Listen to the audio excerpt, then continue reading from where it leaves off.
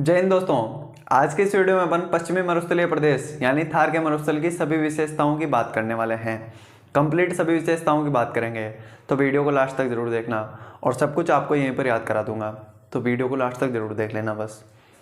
तो बात करते हैं पश्चिमी मरुस्थलीय प्रदेश की। तो पश्चिमी मरुस्थलीय प्रदेश अपना क्या है, राजस्थान का सबसे बड़ा भौतिक प्रदेश है। आपको बताएं कि राजस्थान को 4 भौतिक प्रदेशों में बांटा गया है। इधर अपना हाड़ौती का पठार यानी दक्षिणी पूर्वी पठारी प्रदेश, पूर्वी मैदानी प्रदेश, अरावली पर्वतीय प्रदेश और पश्चिमी मरुस्थलीय प्रदेश, जिसको थार के मरुस्थल की संज्ञा दी गई है। ठीक है, ये 33 सागर का अवशेष है। कल अपन ने बात की थी 33 सागर का अवशेष है। ये गोंडवाना लैंड का अवशेष है, यानी अरावली पर्वतीय प्रदेश गोंडवाना लैंड का अवशेष है। और पूर्वी मैदानी प्रदेश 33 सागर का अवशेष है और ये गोंडवाना लैंड का अवशेष है, यानी 33 गोंडवाना 33 गोंडवाना। ठीक है, सिंपल है। उसके बाद अपन क्षेत्रफल की बात करते हैं। तो पश्चिमी मरुस्थलीय प्रदेश का क्षेत्रफल हो जाएगा राजस्थान के कुल क्षेत्रफल का 61.11%। कितना है? 61.11%। और 1,75,000 वर्ग किलोमीटर एरिया पर क्या है? मुख्य मरुस्थल है। राजस्थान के का क्षेत्रफल है जो 3,42,239 वर्ग किलोमीटर, उसमें से 1,75,000 वर्ग किलोमीटर पर मुख्य मरुस्थल है। क्या है? मुख्य मरुस्थल है। और जो पश्चिमी मरुस्थलीय प्रदेश का क्षेत्रफल है वो राजस्थान के कुल क्षेत्रफल का 61.11%, यानी कि 60%, 50% से ज़्यादा हो गया, आधे से ज़्यादा तो अपना यही घेरता है। तो राजस्थान का सबसे बड़ा भौतिक प्रदेश हो जाएगा। और यहाँ पर जनसंख्या बहुत कम रहती है, यानी कि 40%। अब आप सोचो कि मरुस्थल में पानी आता नहीं है, वहाँ पर फसलें बहुत कम होती हैं, तो सोचो कैसे वहाँ पर ज़िंदगी कटती होगी। तो जनसंख्या बहुत कम रहेगी, क्योंकि जनसंख्या तो वहाँ पर रहेगी ना जहाँ पर उपजाऊ ज़मीन होगी।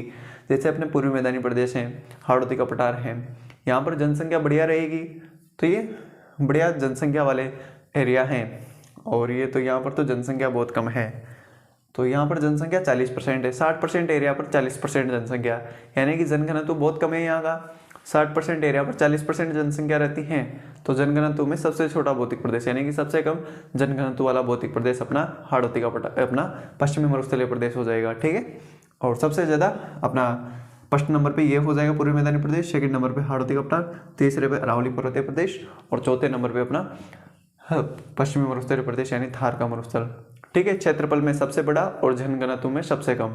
ठीक है, और इसकी औसत ऊंचाई की बात करते हैं। इसकी औसत ऊंचाई वैसे 250 मीटर है, लेकिन उत्तर पश्चिम में इसकी औसत ऊंचाई 300 मीटर है और दक्षिण में 150 मीटर है। कहीं काम नहीं आने वाली, बस औसत ऊंचाई याद रख लेना, रखो तो 250 मीटर है, ज़्यादा ऊंची नहीं है। समुद्र तल से 250 मीटर ऊंचाई इसकी औसत है। ठीक है, और ये भी कोई काम की नहीं है कि इसकी लंबाई चौड़ाई, तो लंबाई वैसे 640 किलोमीटर है, लगभग 640 किलोमीटर लंबा है ये, और 300 से 360 किलोमीटर चौड़ा है। तो इसको भी याद मत रखना, भले ही कोई दिक्कत की बात नहीं है, बहुत कम पूछा जाता है। बस ढाल जरूर याद रखना। ढाल इसका उत्तर पूर्व से दक्षिण पश्चिम है। अपन ने, आपको याद हो तो, लूनी नदी पड़ी थी, कहाँ से पड़ी थी? नागपाड़ अजमेर से निकाली थी। फिर अजमेर से निकालने के बाद अपन ने कहाँ पर? नागौर में भेजी थी। फिर नागौर के बाद अपन ने कहाँ पर भेजी थी? जोधपुर, पाली, अपने बाड़मेर, जालोर होती हुई अपन ने गुजरात में भेजी थी ना। यही ज़िले थे, यानी कि यहीं से बहती थी। तो पश्चिमी मरुस्थलीय प्रदेश का ढाल देखो, यहाँ से बह रही है ना, तो उत्तर पूर्व से दक्षिण पश्चिम इसकी क्या हो जाएगी? ढाल हो जाएगी, क्योंकि नदी ढाल की तरफ ही तो बहती है ना, ऊंचाई से नीचे की तरफ बहती है। तो ये तो हो गई इसकी सिंपल सी बातें हैं।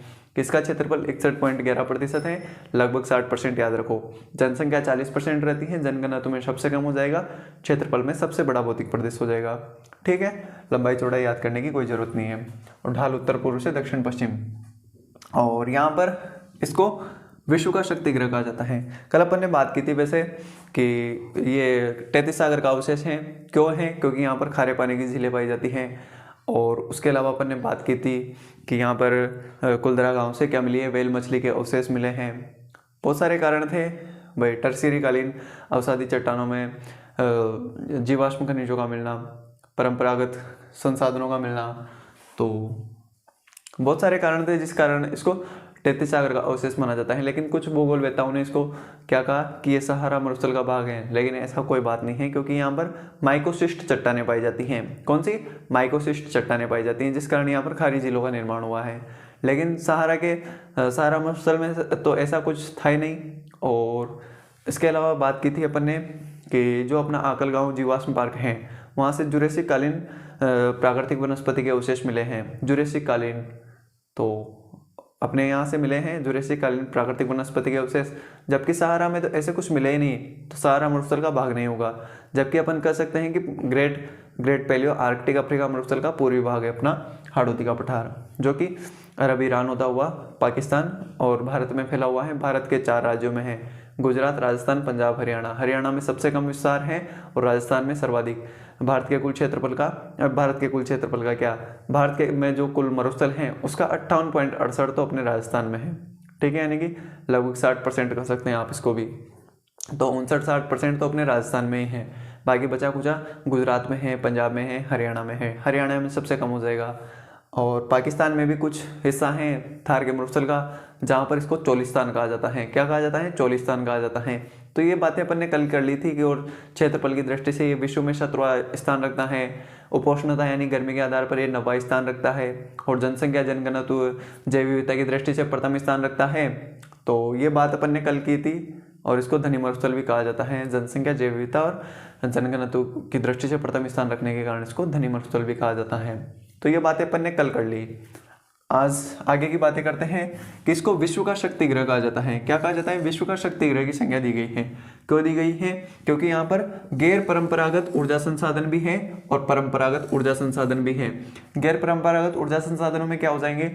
जैसे सौर ऊर्जा हो गई, पवन ऊर्जा हो गई, बायोमास गैस हो गई, यानी कि जो परंपरा से चले नहीं आ रहे हैं। जैसे अपने पहले के परंपराओं, मतलब कि पहले के पूर्वजों को थोड़ी पता था कि अपन सूर्य से ऊर्जा बना सकते हैं।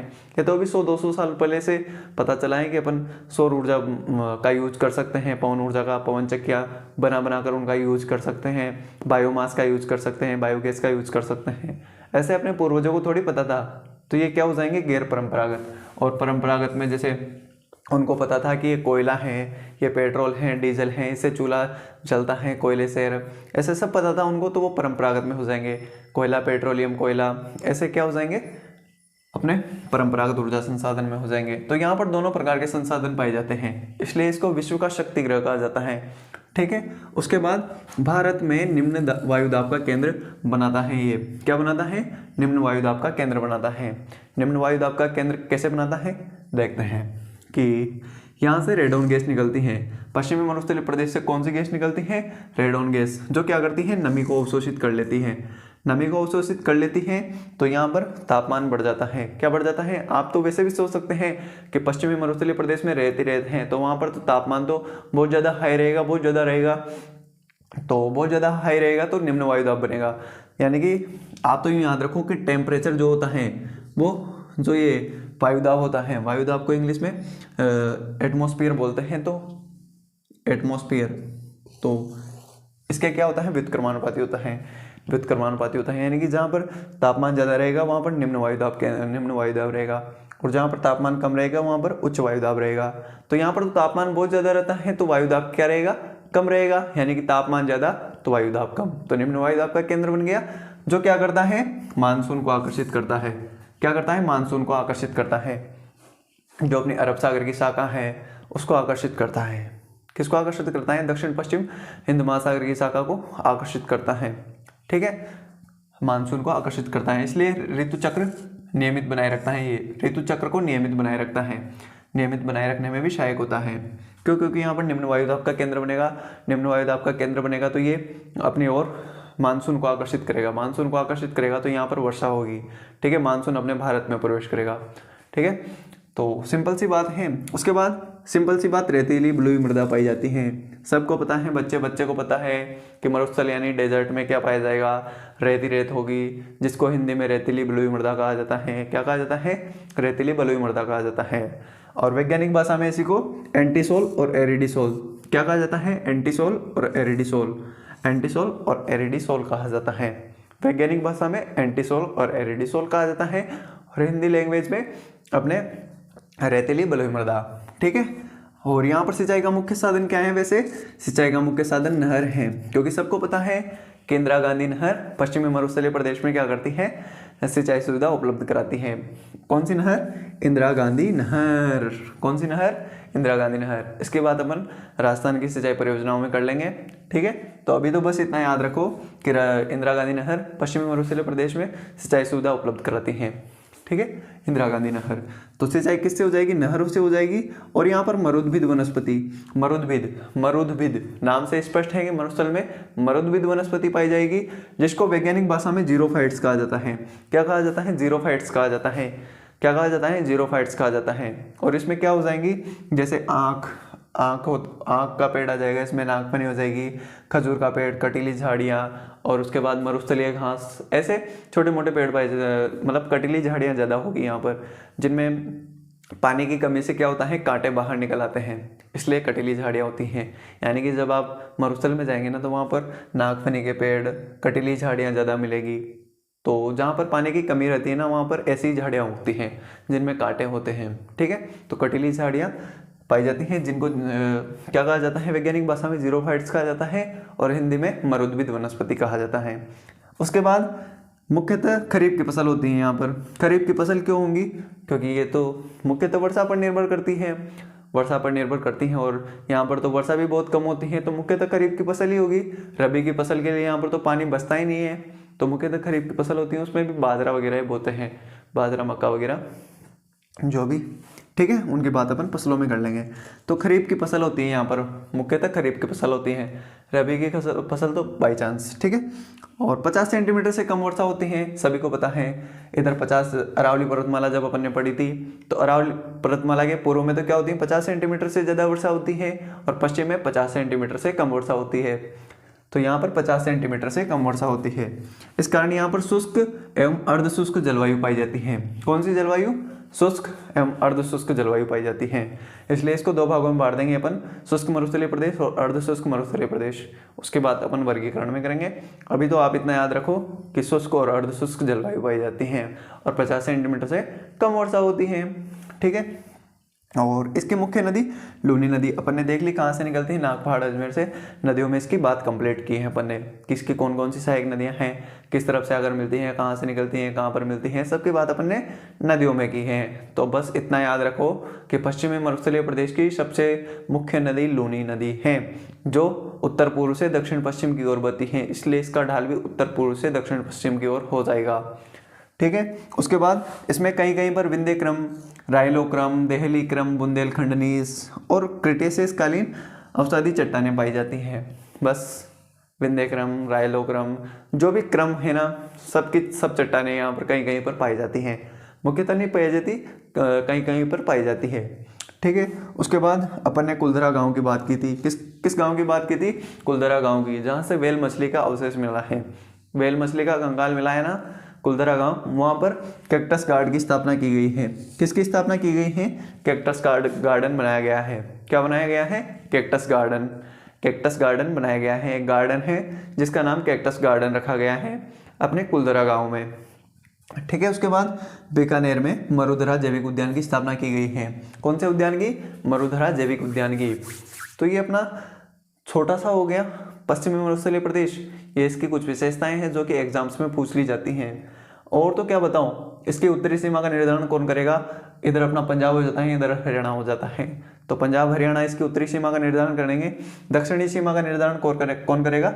अपना गुजरात कर देगा। कौन कर देगा? गुजरात। और पूर्वी सीमा का निर्धारण, ये जो इसके समानांतर 50 सेंटीमीटर वर्षा रेखा गुजर रही है ना अरावली पर्वतमाला की, वो इसका पूर्वी सीमा का निर्धारण कर देगी। और पश्चिमी सीमा का निर्धारण कौन करेगा?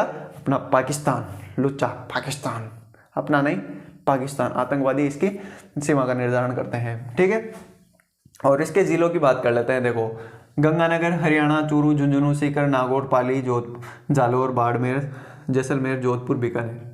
सिंपल से है। गंगानगर, इधर से चलो, गंगानगर, बीकानेर, जैसलमेर, बाड़मेर, जालोर, यहाँ तक है। ठीक है, ये तो क्या हो गए? बॉर्डर लाइन वाले। अब भी इधर वालों की बात करते हैं।